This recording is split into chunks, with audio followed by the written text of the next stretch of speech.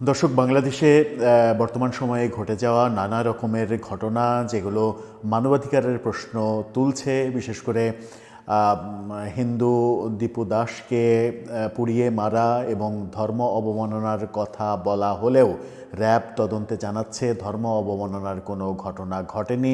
মূলত গার্মেন্টস কারখানায় তার যে প্রমোশন, সেই প্রমোশনে তার প্রতিদ্বন্দ্বী অন্য দুজন ছিল।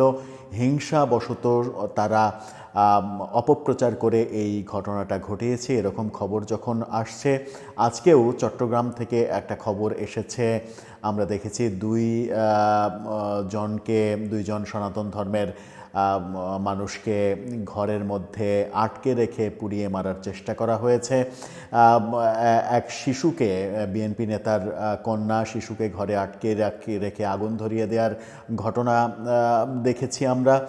সাম্প্রতিক সময়ে ওসমান হাদির মৃত্যু সব কিছুই প্রশ্ন তুলছে মানবাধিকারের। আর সেই প্রশ্ন যখন তুলছে মানবাধিকারের, তখন একটা খুবই খারাপ খবর এসেছে আন্তর্জাতিক অঙ্গন থেকে।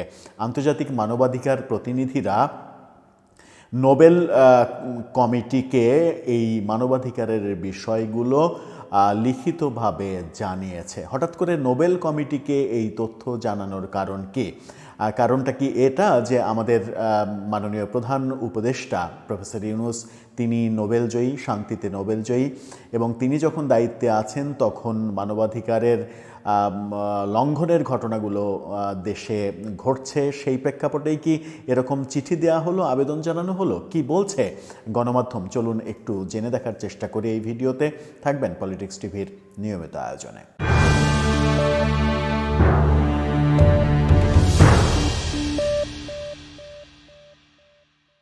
দর্শক, বলছিলাম নোবেল কমিটিতে বাংলাদেশের মানবাধিকার বিষয়গুলো তুলে ধরা হয়েছে, অভিযোগ আকারে তুলে ধরা হয়েছে, এবং সেই অভিযোগে কি কি বলা হলো সেটা একটু মারাত্মক ব্যাপারই হয়ে দাঁড়াচ্ছে, যেটা বাংলাদেশের জন্য কোনোভাবেই কাম্য নয়।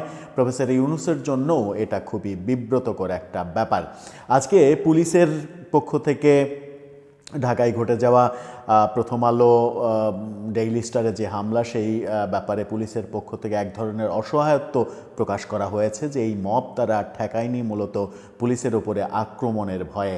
এই ধরনের কথা যখন পুলিশ বলতে বাধ্য হচ্ছে, তার মানে দেশের সামগ্রিক অবস্থা খুব একটা সুখকর নয় বলে মনে হচ্ছে। সেরকম একটা মুহূর্তে ভারতীয় গণমাধ্যম নর্থ ইস্ট নিউজ এই চাঞ্চল্যকর খবরটি সামনে আনছে।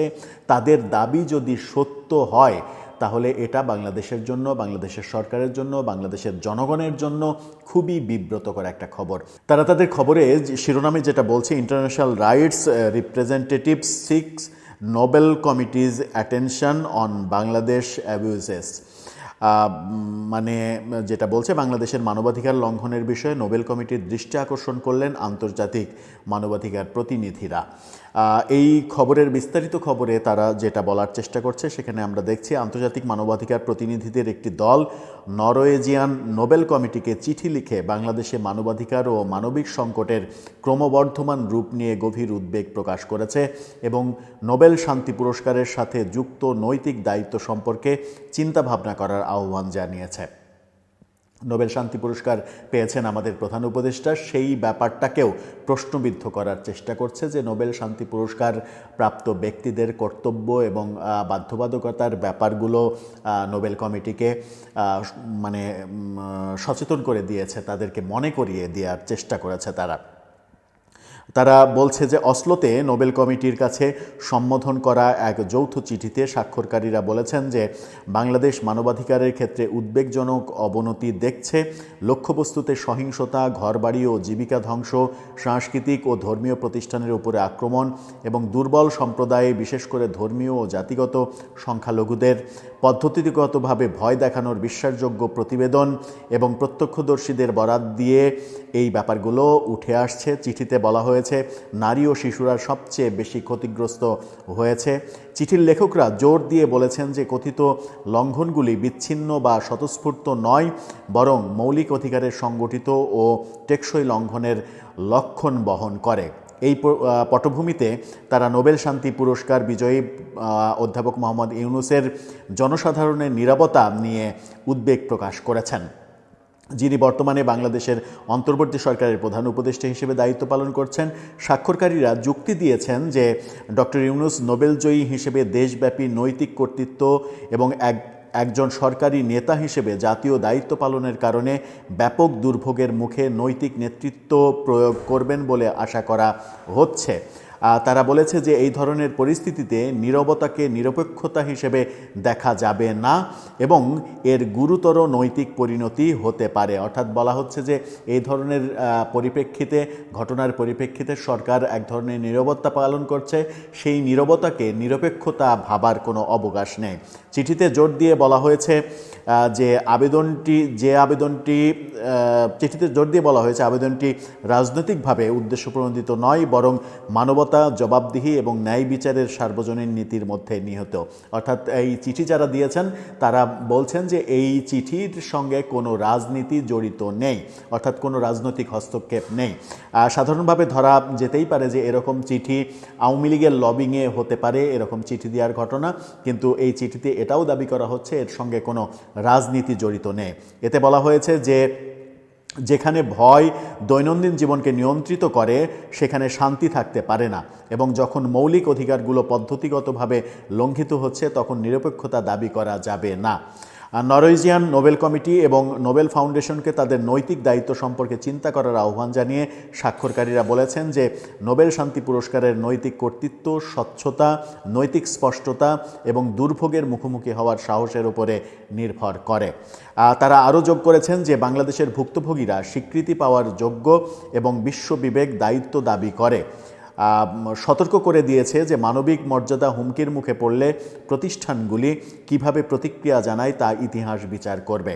চিঠিতে স্বাক্ষর করেছেন মার্কিন যুক্তরাষ্ট্রের রোড আইল্যান্ড হাউস অব রিপ্রেজেন্টেটিভসের প্রাক্তন আইন প্রণেতা রেভারেন্ড ডক্টর রবার্ট বি ব্ল্যান্সিয়া, বেলজিয়ামের সাউথ এশিয়া ডেমোক্রেটিক ফোরামের প্রতিষ্ঠাতা এবং নির্বাহী পরিচালক পাউলো কাসাকা, যুক্তরাজ্যের ইউরোপীয় বাংলাদেশ ফোরামের যোগাযোগ পরিচালক Chris Blackburn, West London chamber of কমার্সের পরিচালক অ্যালান রাইটস, পোল্যান্ডের নেভার এগেইন অ্যাসোসিয়েশনের প্রতিনিধি নাতালিয়া সিনিয়াভা, সুইজারল্যান্ডের শোয়েভার রেডিও অ্যান্ড ফার্নসেহেনের সিনিয়র সম্পাদক শর্ট জ্যাকমার্ট, যুক্তরাজ্যের ফ্রিজ বাংলা ফাউন্ডেশনের প্রধান সম্পাদক প্রিয়জিৎ দেবসরকার এবং কানাডার গ্লোবাল সেন্টার ফর ডেমোক্রেটিক গভর্নেন্সের সভাপতি অধ্যাপক ডক্টর হাবিবে মিল্লাত। এই ব্যক্তিগুলো এই চিঠিতে স্বাক্ষর করেছেন এবং এই চিঠিটা নোবেল কমিটিকে দেয়া হয়েছে। সেখানে দাবি করা হচ্ছে যে এই চিঠির সঙ্গে কোনো রাজনীতি নেই, রাজনৈতিক সম্পৃক্ততা নেই, এটা তারা উপলব্ধি করেছেন, বিশ্ব মানবতার প্রেক্ষাপটে এটা উপলব্ধি করেছেন এবং তারা বলছেন যে নোবেল শান্তি পুরস্কার প্রাপ্ত একজন যখন দেশের দায়িত্ব পালন করছেন তখন সেই দেশে মানবতার যে মানে ঘাটতি দেখা যাচ্ছে এবং মানে মানবিক ঘাটতি দেখা যাচ্ছে, মানবাধিকার লঙ্ঘনের ঘটনা ঘটছে, এই ব্যাপারগুলো নোবেল কমিটিকে সচেতন হওয়ার কথা বলেছেন। এবং এই চিঠির ফলে কি চাচ্ছেন তারা, মূলত কি চাচ্ছেন? নোবেল কমিটি প্রফেসর ইউনূসের সঙ্গে কথা বলবেন যে আপনি শান্তিতে নোবেল পুরস্কার প্রাপ্ত একজন মানুষ, আপনার দেশে শান্তি কোথায়, এরকম ঘটনা কেন ঘটছে, সংখ্যালঘু নির্যাতনের ঘটনা কেন একের পর এক ঘটছে, বিরোধী পথকে দমন করার ঘটনা কেন ঘটছে। যদিও এই চিঠিতে রাজনীতির ব্যাপারটাকে অস্বীকার করা হয়েছে, কিন্তু এটা কি মানে অস্বীকার করার কোনো উপায় রয়েছে যে এটা কোনো না কোনো লবিংয়ের মাধ্যমেই করা হয়েছে এবং এই কাজটার সঙ্গে কোনো না কোনোভাবে আওয়ামী লীগের সম্পৃক্ততা রয়েছে? আমরা অনেক আগে থেকেই জানি যে আওয়ামী লীগ বিশ্বব্যাপী তাদের রাজনৈতিক অবস্থানকে জানান দেওয়ার জন্য বড় লবিস্ট নিয়োগ করেছে এবং সেই লবিস্ট ভালো কাজও করছে বলে বিভিন্ন সময় মনে হয়েছে। বিশেষ করে গণমাধ্যমের ব্যাপারে তারা সফল হয়েছে। বিভিন্ন গণমাধ্যমে, আন্তর্জাতিক সমস্ত গণমাধ্যমে শেখ হাসিনার সাক্ষাৎকার দেয়া, সজীব ওয়াজেদ জয়ের সাক্ষাৎকার দেয়া, এই ব্যাপারগুলো দেখে মনে হয়েছে যে তাদের লবিস্ট ফার্ম বেশ ভালো কাজ করছে। সেই লবিস্ট ফার্মেরই লবিংয়ের একটা অংশ কিনা এটা সেটা কিন্তু উড়িয়ে দেওয়ার কোনো কারণ নেই। নোবেল কমিটিতে যখন প্রফেসর ইউনূসকে প্রশ্নবিদ্ধ করে এই ধরনের চিঠি দেয়া হয় তখন এটা ধরে নেয়ার কোনো কারণ মানে থাকতেই পারে না যে এর সঙ্গে রাজনীতি জড়িত নয়। এর সঙ্গে অবশ্যই রাজনীতি জড়িত এবং এটার সঙ্গে আওয়ামী লীগের লবিং জড়িত থাকার সম্ভাবনাই বেশি বলে ব্যক্তিগতভাবে আমার মনে হয়। কিন্তু যে লবিংই থাকুক, আলটিমেটলি নোবেল কমিটিতে এরকম একটা চিঠি গিয়েছে। এই চিঠির প্রেক্ষাপটে হয়তো কিছুই হবে না, কিন্তু এটা প্রফেসর ইউনূসের জন্য খুবই বিব্রতকর একটা ব্যাপার এরকম খবর যখন আন্তর্জাতিক গণমাধ্যমে আসছে। দর্শক, আপনার কাছে কি মনে হয়? নোবেল কমিটি কি এরকম কিছু বলবে যে আপনাকে নোবেল যেটা দেয়া হয়েছিল সেটা ভুল হয়েছে, আপনি শান্তি প্রতিষ্ঠিত করতে পারছেন না, আপনি আপনার নোবেল ফিরিয়ে দেন, এরকম কি কিছু বলার কোনো অপশন আছে? আমার মনে হয় সেরকম কোনো অপশন নেই। তবে এটা অসম্মানজনক একটা ব্যাপার, তাকে বিব্রত করা, অসম্মান করা, এই কারণেই মূলত চিঠিটা দেয়া হয়েছে বলে ব্যক্তিগতভাবে আমার কাছে মনে হয়। আপনার কাছে কি মনে হয় জানিয়ে লিখতে পারেন আমাদের কমেন্ট বক্সে।